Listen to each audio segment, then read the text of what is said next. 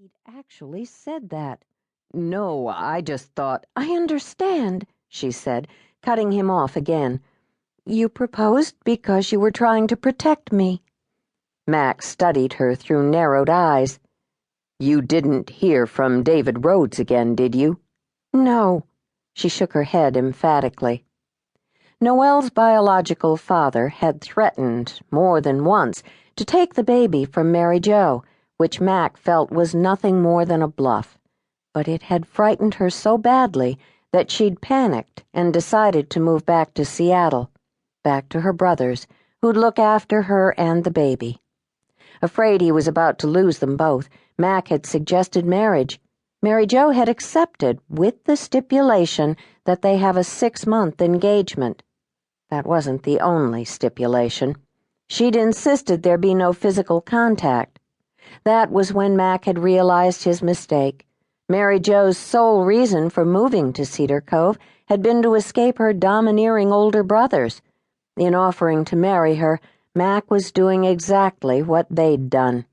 His motive had been to keep a close watch over her, to protect her, because he loved her, yes, but without recognizing it, he'd assumed the role her brothers had played in her life. No wonder Mary Jo had stalled their relationship. A few days after they became engaged, he noticed the shift in her attitude.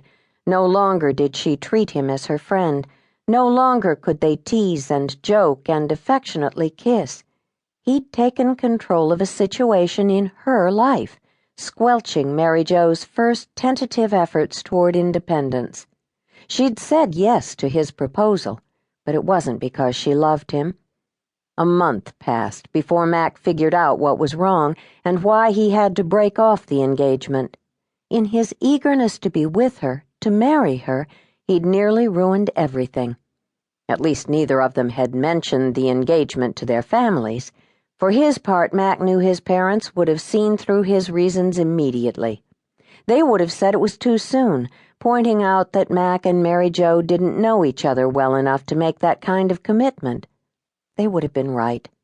Mack had acted on impulse, his desire to protect her overcoming his better judgment. He needed to bide his time and let the relationship progress naturally. One problem was his lack of finesse with women. Not that he was totally naive, but none of his relationships prior to meeting Mary Jo had been serious or long-lasting. He did have a sister, 2 sisters actually, only he hadn't known about the second one until a few years ago.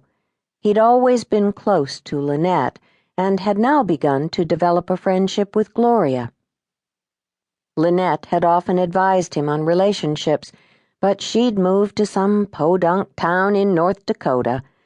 They managed regular phone conversations. Despite that, Mack hadn't been smart enough to seek her opinion before he proposed to Mary Jo. In trying to undo his mistake, Mack had committed another one. He'd broken off the engagement by telling Mary Jo that although he was fond of her, his real love was for Noelle. It had seemed like a reasonable approach at the time. He'd hoped to back out of the engagement and save face as he did. Let her save face, too. Instead, he'd further complicated an already complex relationship. If there'd been a worse way to handle the situation, he couldn't imagine it. What he should have done was simply be honest.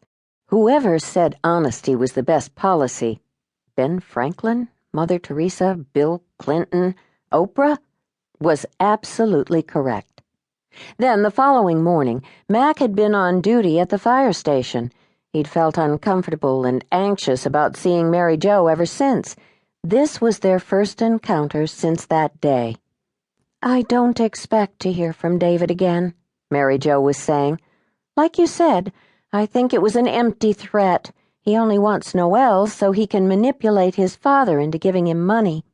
Mack nodded. "If you do see him, call me, and I'll deal with him." As soon as the words were out, Mack wished he could take them back. The whole point of breaking off the engagement was to let Mary Jo solve her own problems. Instead of responding, she occupied herself with rearranging Noelle's blanket. Mack rocked back.